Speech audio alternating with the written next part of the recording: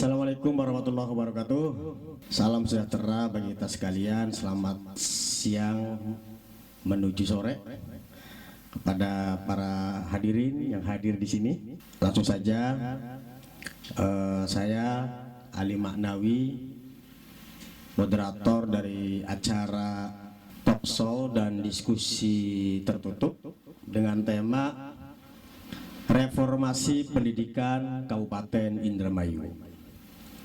Dalam hal ini, pada siang hari ini, kita nanti akan ngobrol bareng langsung dengan Kepala Dinas Pak Haji Caridin, SPD MSI. Beliau dipercaya menjadi Kepala Dinas untuk periode kali ini. Mungkin nanti kita akan ngobrol tentang sejauh mana sih reformasi pendidikan yang ada di Indramayu ini. Mengingat setelah pasca dilantiknya Bupati baru Indramayu hasil pilkada kemarin 2020, sejauh mana nanti kita akan kupas ya, di mana Dinas Pendidikan ini Kabupaten Indramayu ini adalah ada 4 bidang ya. Yang pertama adalah bidang pembinaan PAUD, yang kedua ada bidang pembinaan SD, yang ketiga bidang pembinaan SMP, dan yang keempat bidang pembinaan pendidikan non formal atau biasanya disebut PNF gitu Pak ya. Nah, mungkin dari 4 bidang itu adalah mereka di masing-masing mempunyai 3 kasih masing-masing, yaitu ada 3 kasih. Mungkin yang pertama kasih di bidang kelembagaannya, yang kedua mungkin di seksi tentang pendidiknya Pak ya, mungkin, dan yang ketiga Sarpras. Baik, untuk menyingkat waktu, kawan-kawan yang hadir di sini, sebelum acara ini dimulai dengan bacaan umul kitab ila hadiniyah wa niyatin sholihah, al-fatihah. A'udzubillahi minasyaitonir rajim. Bismillahirrahmanirrahim. Alhamdulillah. Terima kasih. Semoga acara ini dapat berjalan lancar dengan baik. Langsung saja, mungkin barangkali ada beberapa poin Pak. Yang pertama tentang barangkali bisa disampaikan soal profil Pak ya, profil dari pendidikan di Indramayu ini. Apa-apa sih yang ditanggung jawabi oleh Dinas Pendidikan di Indramayu? Misalnya ada berapa jumlah SD, SMP, jumlah murid gitu ya, dan juga guru, PNS dan lain sebagainya. Yang kedua mungkin terkait dengan terobosan tentang, kita dengar kabar juga Indramayu juga termasuk daerah yang kekurangan guru ya, kekurangan guru dan kekurangan kepala sekolah otomatis kan. Nah, seperti apa kira-kira terobosan dari itu dari pemerintah Indramayu ini melalui Dinas Pendidikan ini? Mungkin yang ketiga tentang program unggulan Bupati ya, yang mana ada salah satu unggulan yaitu disebut jaket kejar paket ya. Yang keempat tentang hubungannya dengan program unggulan juga yaitu ICETA, Indramayu Cepat Tanggap. Selanjutnya itu tentang pengawasan Pak, bagaimana pengawasan pada periode ini gitu ya. Baik pengawasan tentang kinerja guru, realisasi program-program pendidikan di sektor pendidikan, baik itu BOS lah, penggunaan BOS atau juga apapun lah, baik dari daerah, provinsi maupun pusat. Barangkali seperti apa pengawasannya, atau juga terkait dengan peningkatan kapasitas guru, dan juga terkait dengan pungli-pungli barangkali administrasi dan lain sebagainya, di mana Ibu Bupati juga kemarin sudah mengeluarkan surat edaran yaitu dilarang jual beli jabatan gitu ya. Mungkin ini sudah paham semua masyarakat Indramayu. Nanti akan dijelaskan mungkin oleh Pak Kadis untuk antisipasi pengawasan di semacam itu, khususnya di sektor pendidikan. Selanjutnya mungkin hubungannya dengan organisasi profesi para guru, dan terakhir nanti akan dialog, nanti ada closing statement kepada Bapak Haji Caridin, SPD MSI. Mungkin langsung saja dipersilakan tadi yang 5 poin tadi. Kepadanya dipersilakan dengan hormat. Baik, terima kasih. Assalamualaikum warahmatullahi wabarakatuh.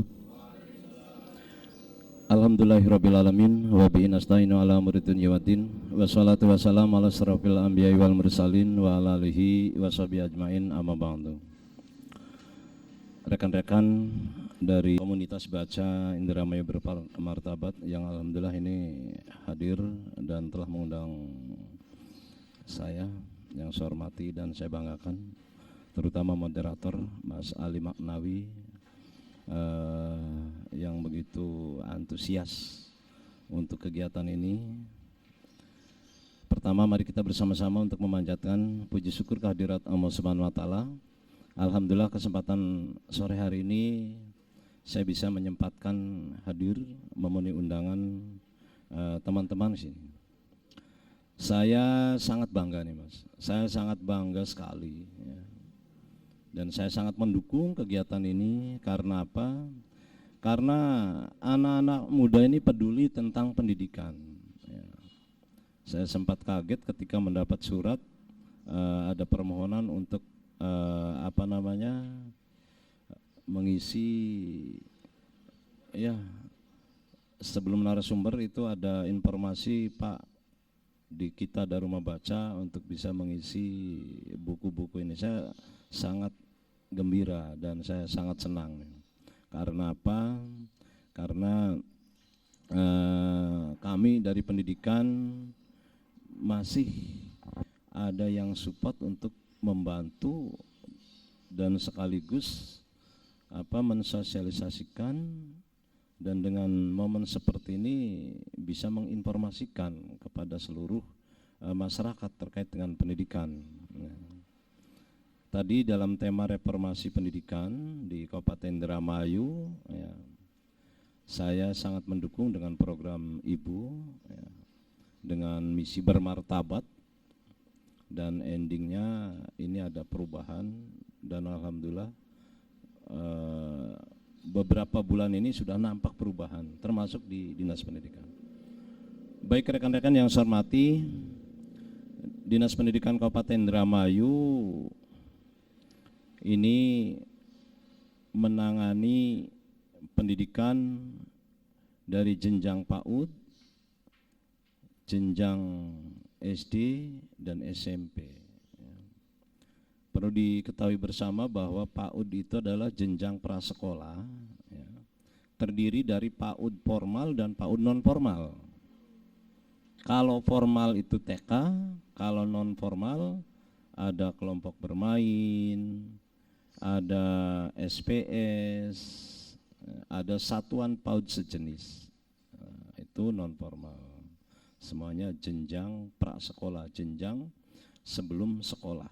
Jenjang usia sekolah itu mulai 7 tahun ya, 7 sampai 12 itu SD, 13 sampai 15 itu SMP. Dan untuk SMA kewenangannya tidak di Dinas Pendidikan Kabupaten Indramayu, tetapi kewenangannya di provinsi.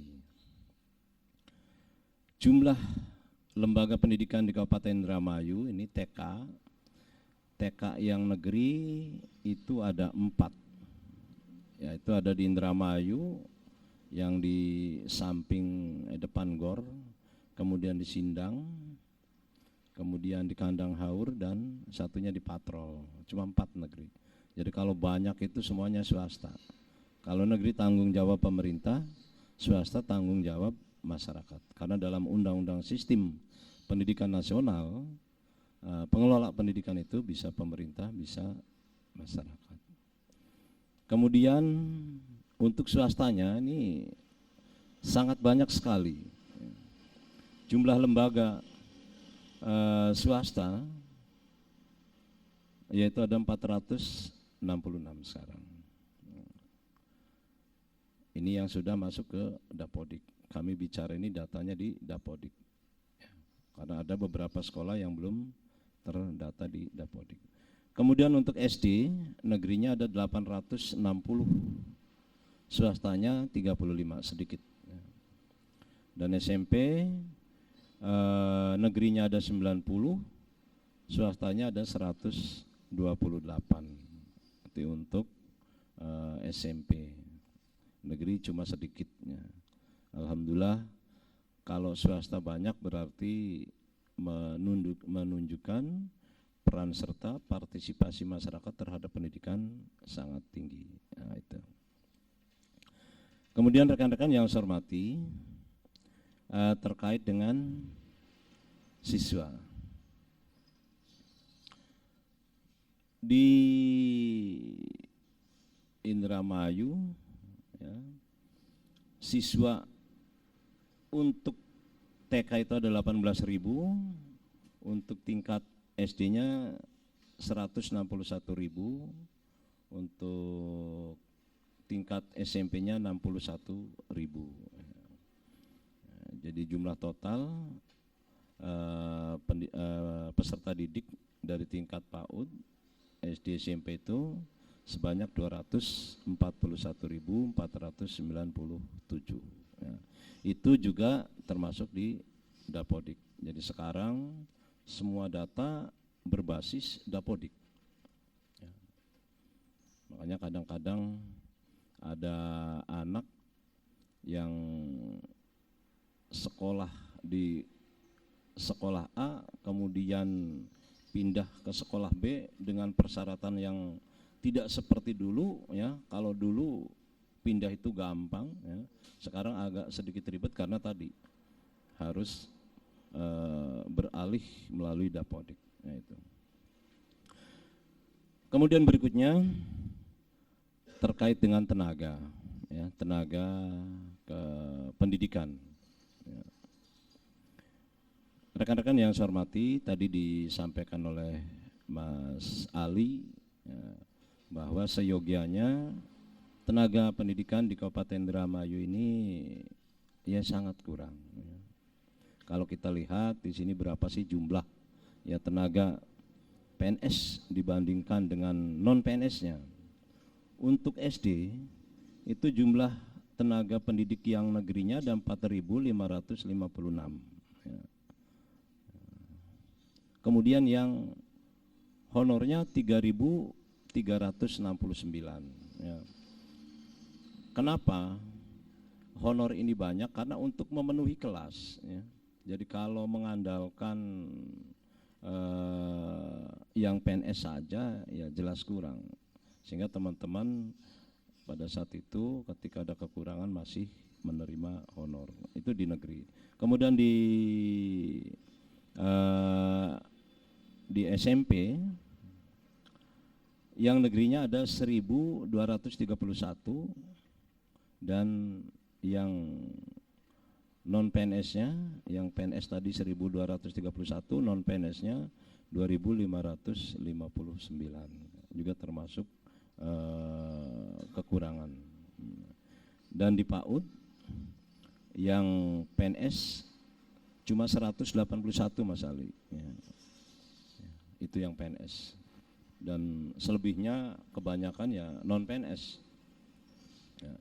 Karena apa? Karena jumlah pendidik di pendidikan anak usia dini ini lembaganya sangat banyak sekali. Itu untuk lembaga yang kami tangani di Dinas Pendidikan. Tadi dalam pengantar teman-teman yang saya hormati, dari lembaga pendidikan yang saya sampaikan tadi, PAUD, SD, SMP, dan pendidikan non formal, ya, negerinya cuma satu, adanya di SKB, itu negeri. Selebihnya PKBM dan lembaga kursus itu swasta. Kemudian struktur, ya, di Dinas Pendidikan mengacu pada lembaga pendidikan yang ditangani. Tadi sudah disampaikan, ya, bahwa di Dinas Pendidikan itu komposisinya ada kepala dinas yang sekarang kepala dinasnya beliau melimpah ke dosen jadi kosong. Kebetulan saya sebagai sekretaris sekaligus menjabat PLT. Dan satu kepala bidang, bidangnya bidang PAUD, kemudian bidang SD, bidang SMP, dan bidang pendidikan non formal. Nah, itu profil untuk Dinas Pendidikan Kabupaten Indramayu. Kemudian selanjutnya dari apa yang saya sampaikan tadi, jumlah guru yang sedikit akan berpengaruh terhadap proses pembelajaran, termasuk dalam pengelolaan. Sempat kemarin saya sampaikan, rekan-rekan yang saya hormati, bahwa jumlah sekolah negeri di Kabupaten Indramayu ada 860, ini baru terisi sekitar 700-an kepala sekolah, sehingga kekurangan kepala sekolah sekarang 160 ya. Kami belum melakukan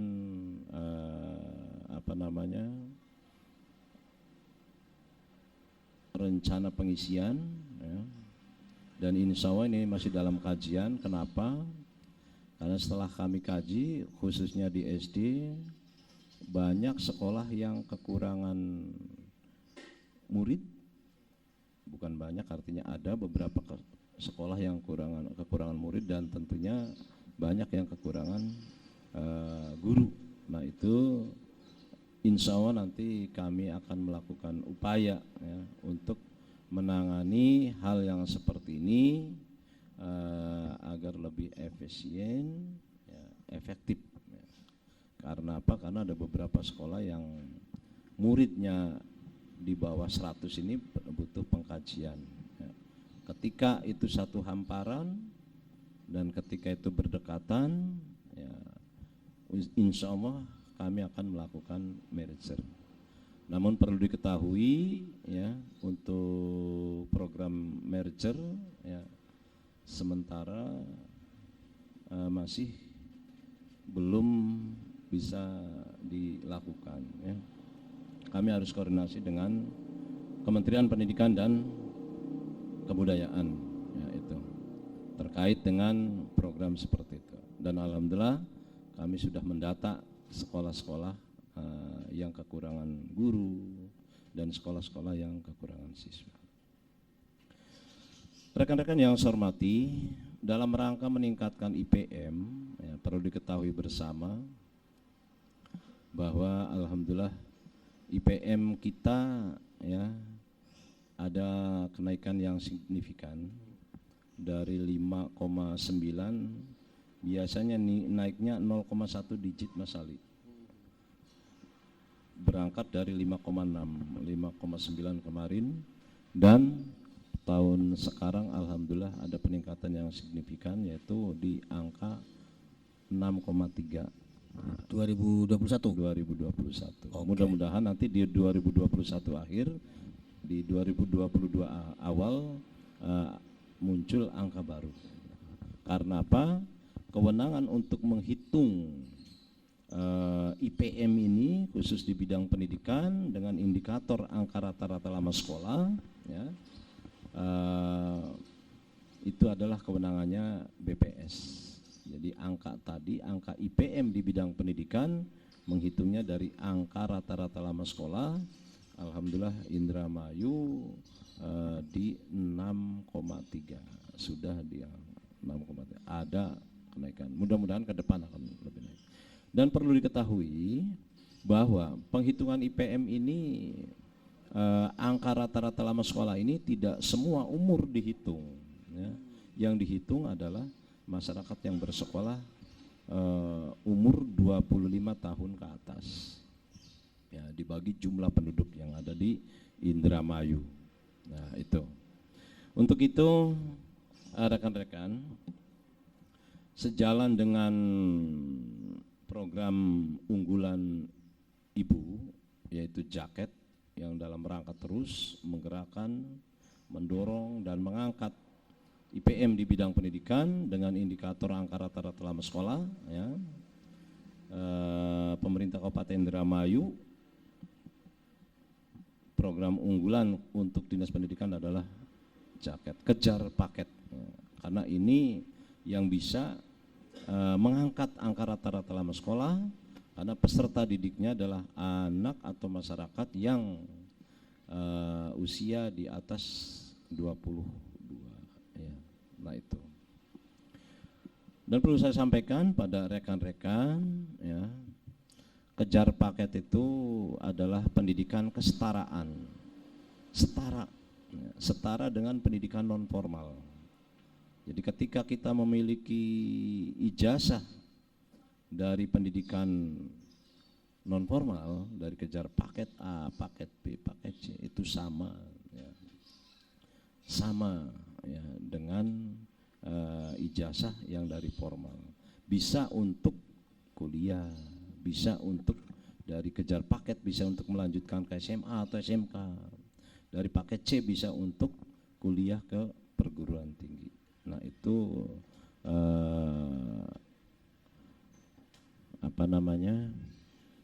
pemerintah mengatur dalam Undang-Undang Sistem Pendidikan Nasional terkait dengan ijazah.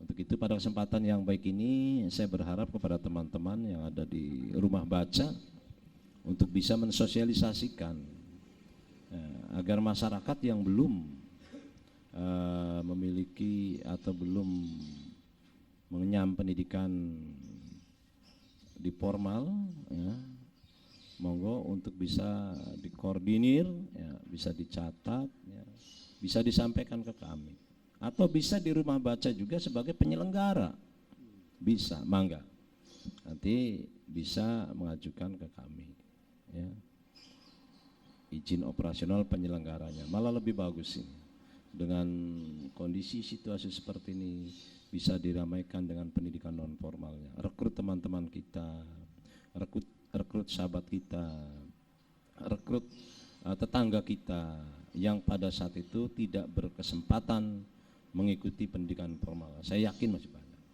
Dan saya harap kepada teman-teman agar mereka yang ingin mengikuti pendidikan di pendidikan non formal ini mengikuti prosedur.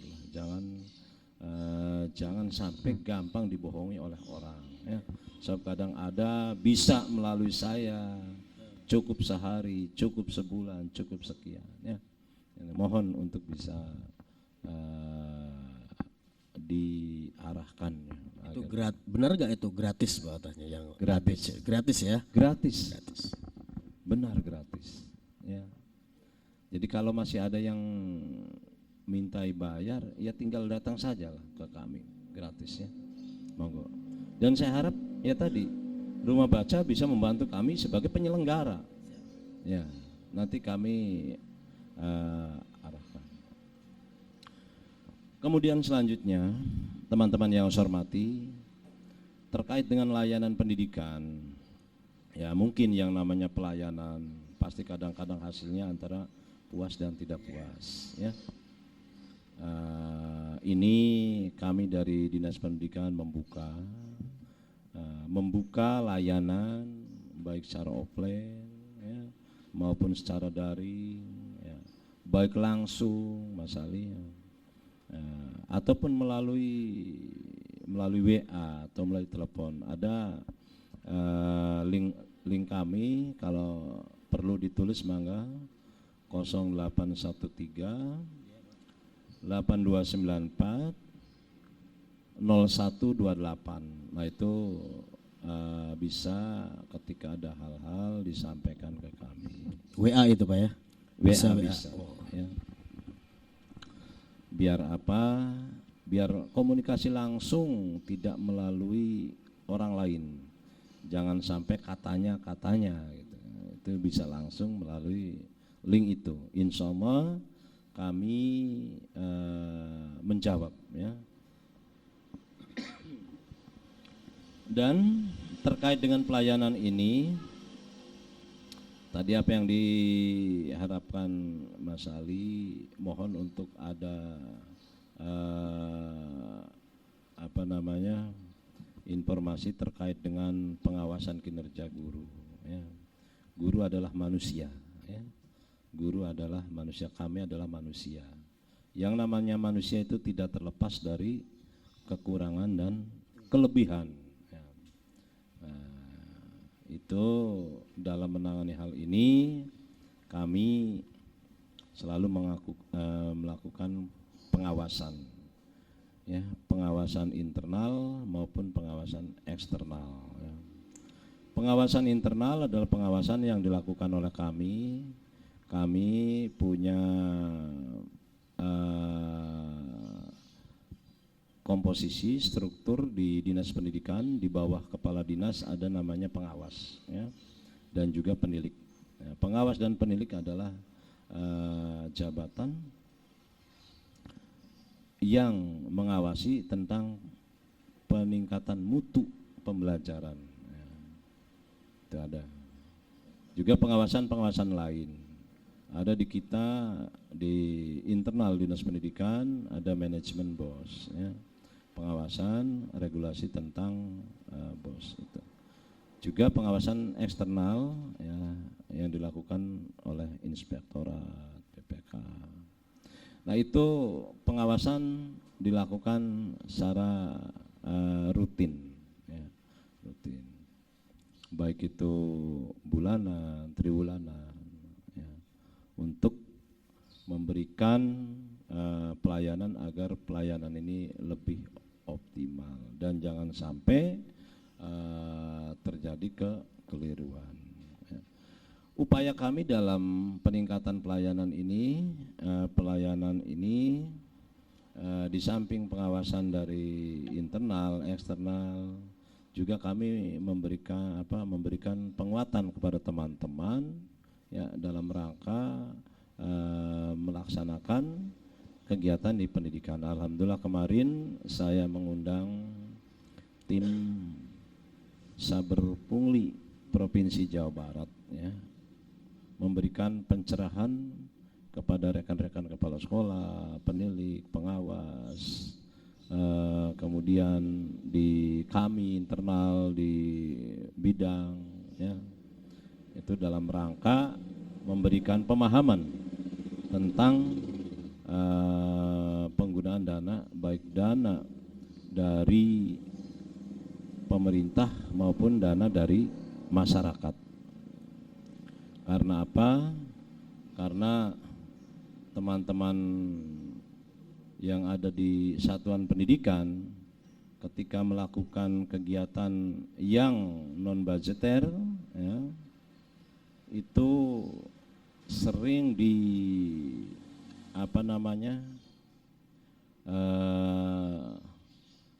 sering diklaim bahwa itu adalah pungutan liar, ya. Itu makanya perlu ada pemahaman agar mereka paham mana yang tidak boleh, mana yang boleh, ya. Sebab apa? Dalam Undang-Undang Sistem Pendidikan Nasional, Undang-Undang Sisdiknas nomor 20 tahun 2003, di sana dalam pembiayaan pendidikan itu diperbolehkan masyarakat menyumbang. Sekolah boleh menerima sumbangan. Ya, nah itu. Dan teman-teman dalam hal kegiatan-kegiatan tertentu yang tidak biasa dibiayai oleh pemerintah itu bisa melakukan, asal berbentuk sumbangan dilakukan dengan musyawarah mufakat, ya. Nah itu pemahaman yang kami berikan pada saat sosialisasi kemarin. Dan di samping pengawas, rekan-rekan yang saya hormati, dalam rangka terus mendorong peningkatan mutu pendidikan di Kabupaten Indramayu, kami juga menggandeng organisasi mitra, organisasi profesi, salah satunya PGRI, ya. PGRI itu membantu kami dalam rangka terus bagaimana meningkatkan kesejahteraan para tenaga pendidik, yang alhamdulillah salah satu upaya dari PGRI itu terwujudnya tunjangan sertifikasi, tunjangan profesi. Itu adalah upaya yang dilakukan oleh organisasi profesi. Juga organisasi-organisasi mitra lainnya, ya. Ada organisasi komite sekolah dan lainnya. Itu dalam rangka terus membantu meningkatkan pelayanan pendidikan di Kabupaten Indramayu. Ya. Dan pada kesempatan ini kami berharap kepada teman-teman yang ada di rumah baca bisa menginformasikan terkait dengan pendidikan. Bahkan nanti saya punya program, Mas Ali, ya, ada punya program informasi ini akan disampaikan melalui informasi digital, ya, akan membuat pusat ajar digital Indramayu online. Bentuknya seperti apa? Bentuknya nanti akan dipasang kedai-kedai di tiap desa, ya, yang isinya tayangan online televisi yang berbasis satelit. Ya, insya Allah nanti akan saya padukan dengan di sini juga akan saya padukan. Ya. Biar apa? Biar informasi tentang pendidikan ini bisa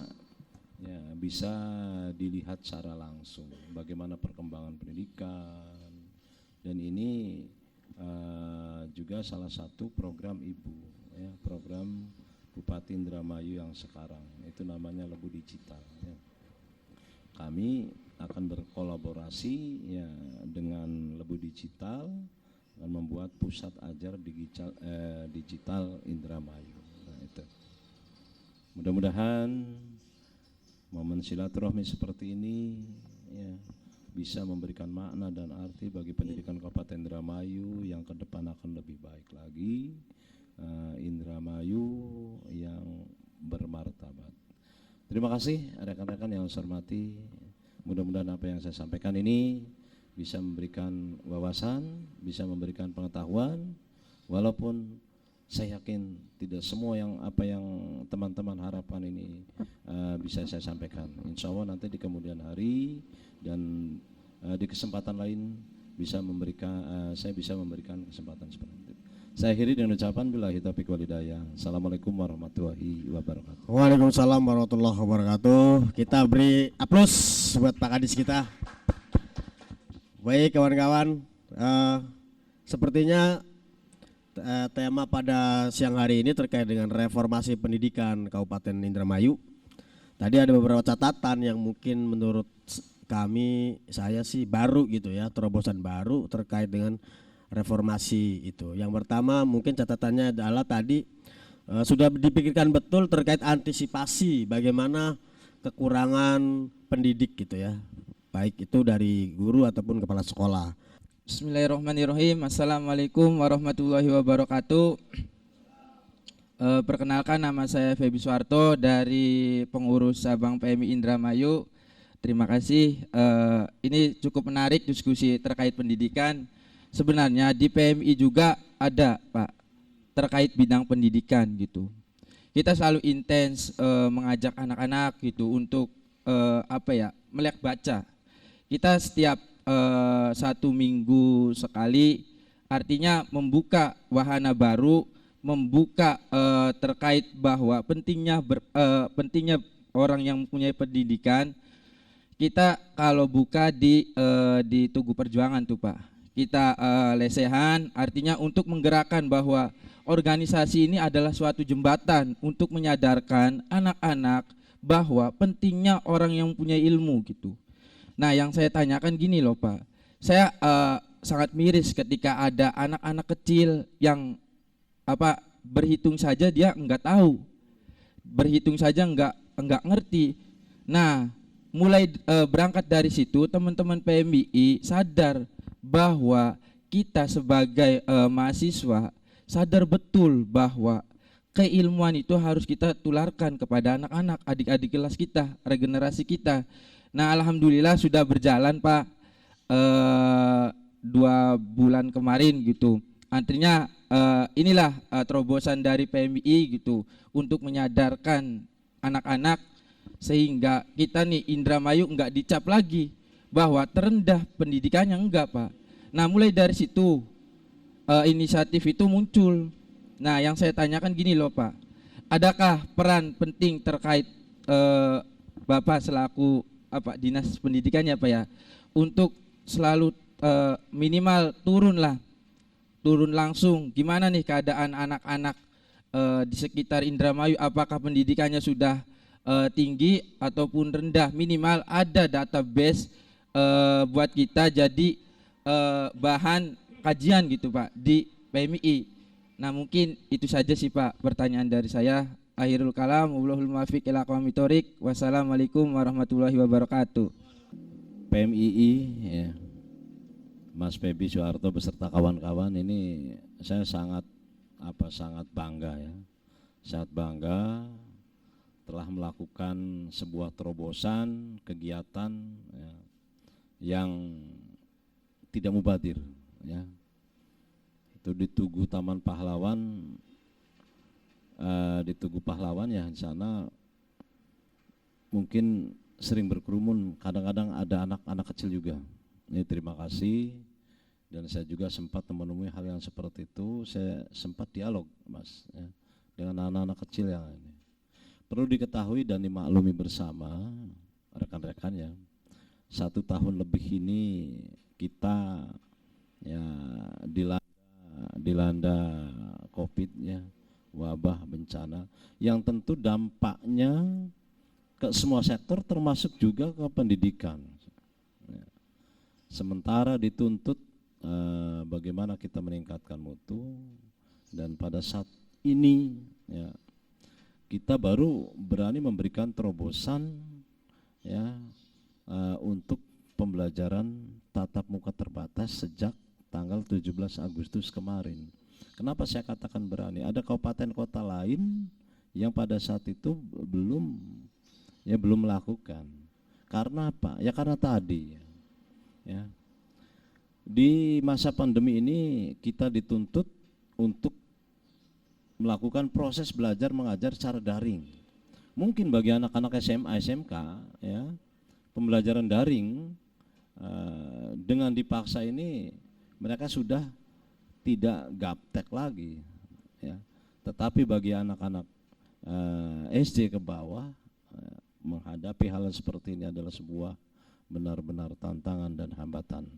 Lalu bagi anak-anak yang notabene-nya orang tuanya berpendidikan ya, di saat ini untuk tadi yang disampaikan oleh Mas Febi terkait dengan membaca, menulis itu bukan masalah.